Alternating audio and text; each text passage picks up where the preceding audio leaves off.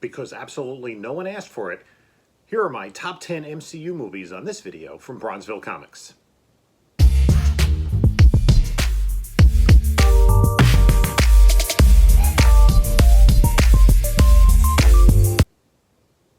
Hey comic book community, this is Jim from Bronzeville Comics, and I'm going to do a top 10 MCU movie list.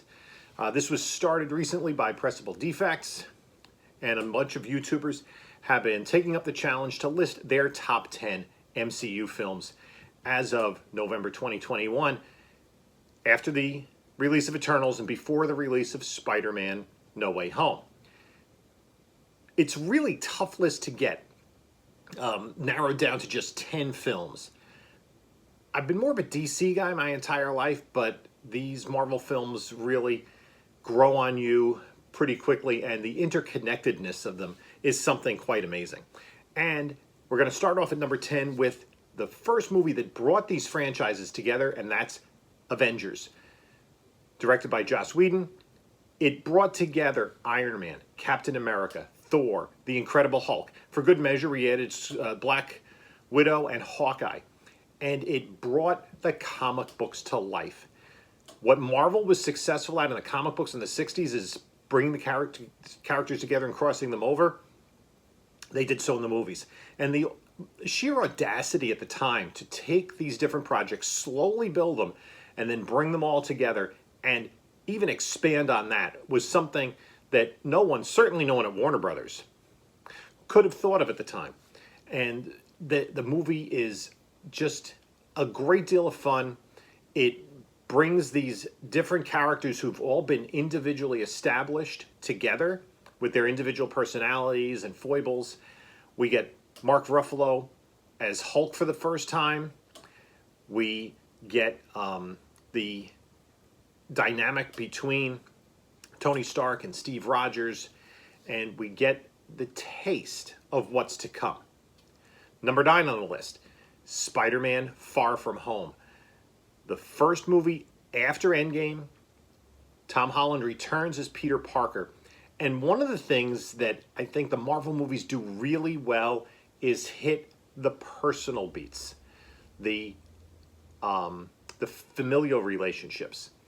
And for Spider-Man, they hit home on the teenager, where Spider-Man started with the Stan Lee, Steve Ditko stories of the 60s.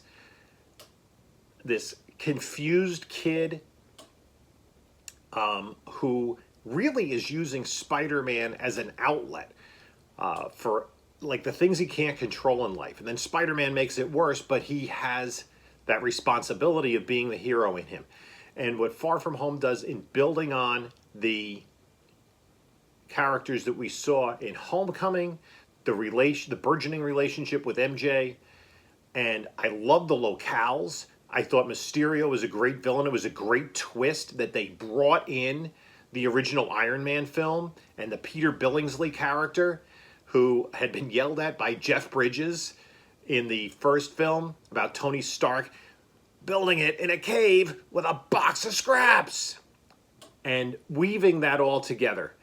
And that film was so meaningful in how it wrapped up the Infinity Saga that the news that soon after followed, that fortunately didn't last long, that Spider-Man would not be part of the MCU because Sony and Disney were at an impasse, really struck people hard because they had such an interconnectedness there. The inclusion of Happy Hogan as a character, his relationship with Aunt May,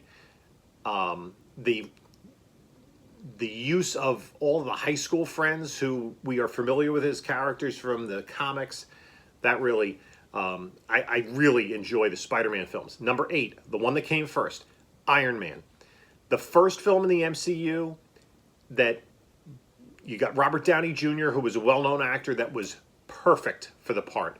And we now, I think, more fully realize than we did at the time the genius of Jon Favreau, who directed that first movie. We've seen what he's done with Mandalorian on Disney Plus, and just going out there and setting the tone for everything that would follow. The mixture of action and humor, again, digging into the personality. We wouldn't be following as closely these characters if we weren't invested in them as people rather than just as costumes in CGI. We care about Tony Stark and Pepper Potts and Happy Hogan and what happens to them.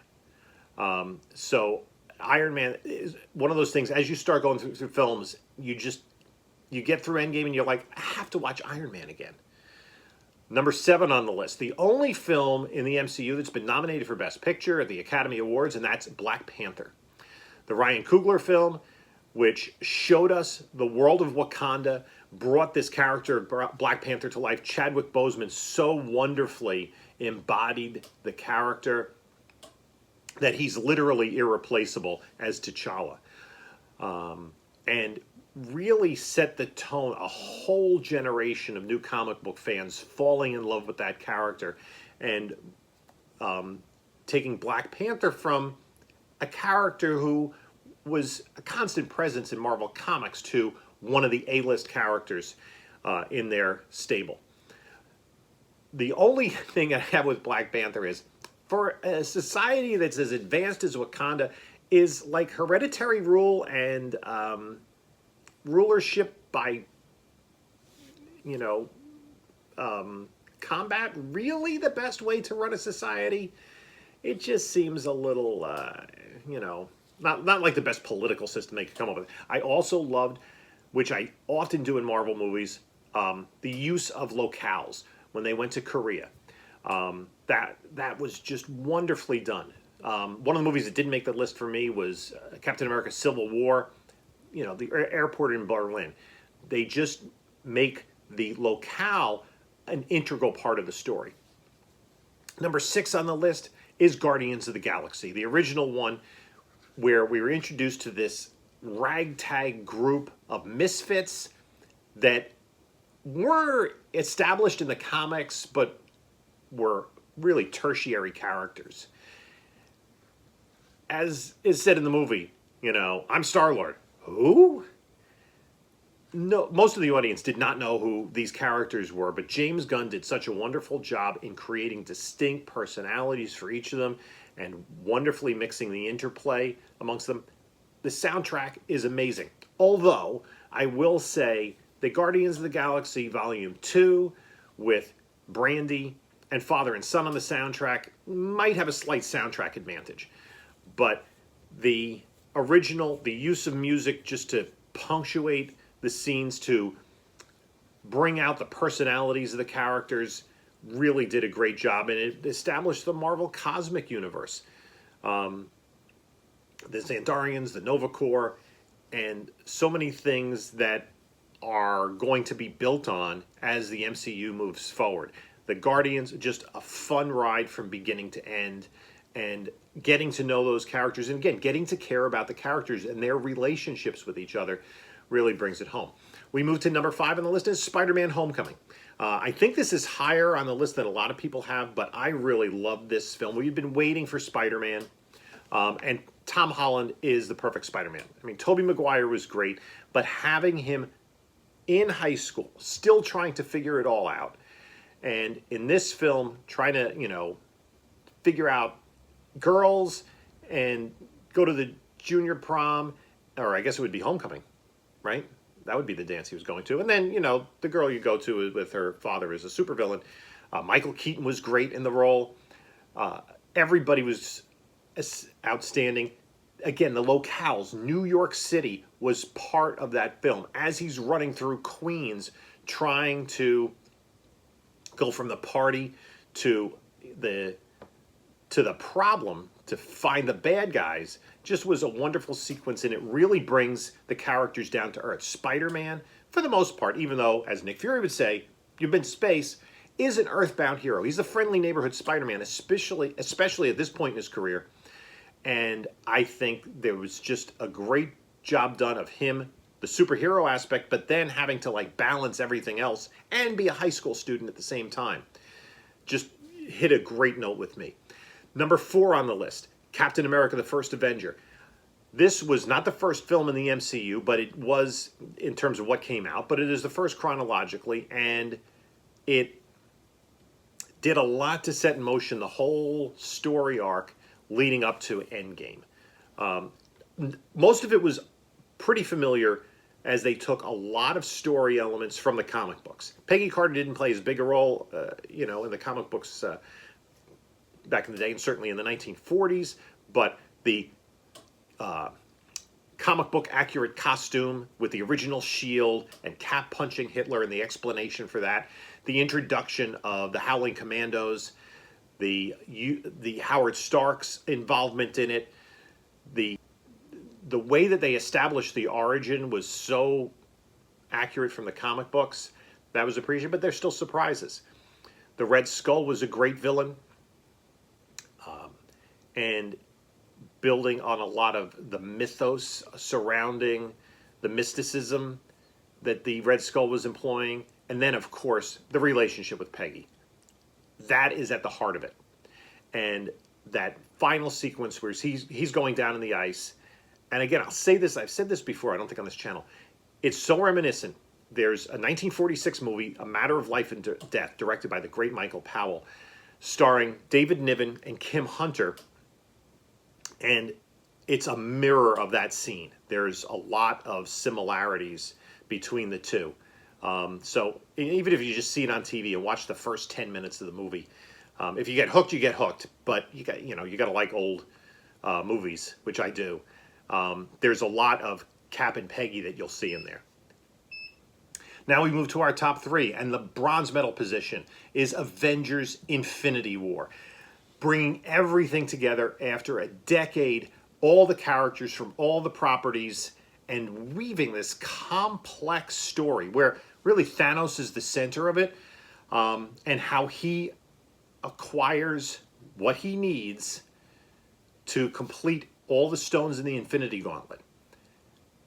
And watching that movie in the theater, and at the end, when Thanos snaps and all these beloved heroes get dusted.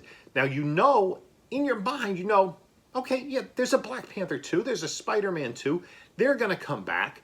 But in the moment, the devastation that you feel by having, again, these characters that you've gotten to know and care about just wiped out, and then kind of realizing that that's happening everywhere to everyone was just an amazing cinematic moment. And it had on pins and needles for an entire year. Can you just imagine if everything had come out a year later and Infinity War came out instead of 2018, 2019, and Endgame was supposed to come out in the spring of 2020, and we had to wait another year for it? Oh boy. But it was just so many wonderful elements. The insanity of including everything from 10 years. So many actors, so many characters from throughout Marvel mythos, all incorporated in one movie. It was really astounding. Number 2 on the list. I think this is the best single story that was told in the MCU thus far, is Captain America: The Winter Soldier. The twists, the kind of how by this point Marvel was saying, let's explore slightly different genres using superhero characters, but in Ant-Man we'll do a heist movie. This will be more comedic. This will be a thriller, a spy thriller. And there are so many wonderful moments when we first are revealed that the Winter Soldier is Bucky, when the fight on the elevator, when it's revealed that the Robert Redford character is behind everything, and that Hydra has been existing within S.H.I.E.L.D. the entire time. It just is it's an amazing movie. It continues to set us on the course of who Steve Rogers is, establishes his relationship with Sam Wilson, which continues to be an important part of the MCU. The opening sequence where Cap is jogging, he keeps passing Sam, on your left, how that's brought back at such a crucial moment of Endgame. How Steve Rogers, after the snap, basically took a beat from Sam Wilson and was running support groups. How Sam Wilson takes the mantle from Steve Rogers, kind of begrudgingly, and becomes the new Captain America and the position that Sam Wilson is going to have in the MCU for the next several years. Just so many wonderful elements in there. It was such a compelling story. It's number 2 on the list. Number 1 on the list for me is Avengers Endgame. This, to me, was a perfect movie. It touched on everything. And really, I watched them all again recently with my kids. We got my younger daughter to watch all the MCU films. And in watching it once again, this is a movie I could watch anytime. Just turn it on, watch the portal scene, watch the YouTube video of the audience reaction, watch the end credits. Just amazing. But in watching the whole thing from beginning to end again, what really struck me is how the movie was about family. Tony having established a family with Pepper and Morgan, and then going back in the past and seeing his father. How Scott Lang comes out of the quantum tunnel and is trying to find his daughter. And the emotions throughout the film, of him finally seeing her 5 years older, and of course, a nod to her becoming stature eventually probably is like, you've gotten so big.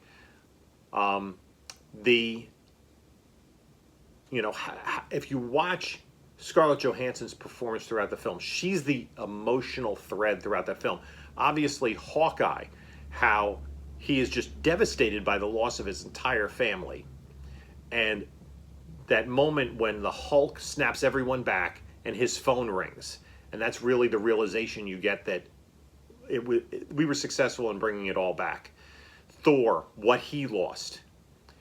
And there are a lot of, all the Easter eggs are great and everything else, but the thing is that the emotional impact of the portals and bringing everyone back, the sacrifice of Tony, his funeral, the most expensive scene ever filmed with so many incredible Academy Award winning and Academy Award nominated actors in that one scene, and then the closing with Cap finally getting his happy ending. And it was just, to me, I could watch that film all day long. It was just because of the emotional impact. To me, working more on the characters. Yeah, they're superheroes, but the personal beats that we get throughout the MCU and in that film particularly, and more so than the action sequences. Yeah, the action sequences are phenomenal. They're cool. We love them. It's awesome. But it's really seeing these people, movie after movie, continuing to change.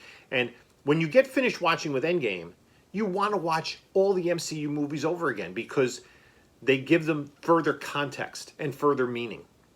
And everything, like the WandaVision show. The WandaVision show takes the one line that she has in Endgame where she says to Thanos, "You took everything from me." And then it gives that so much subtext when we know exactly what she's lost. And we live through that in watching the WandaVision show.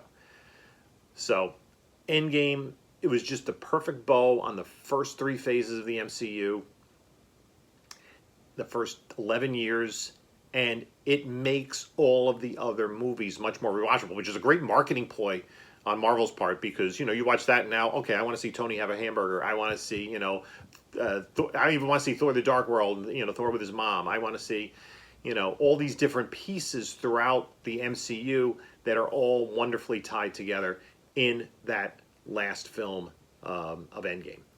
So that's it for my top 10. Let me know what you think. Obviously, everyone has different opinions. You may think my opinions are trash. That's fine. Give me a like, a subscribe, leave a comment, and I'm going to challenge Joe from 360 Comics and Joe from Anachronic Comics to do their own list. And until next time, enjoy your movies and enjoy your comics.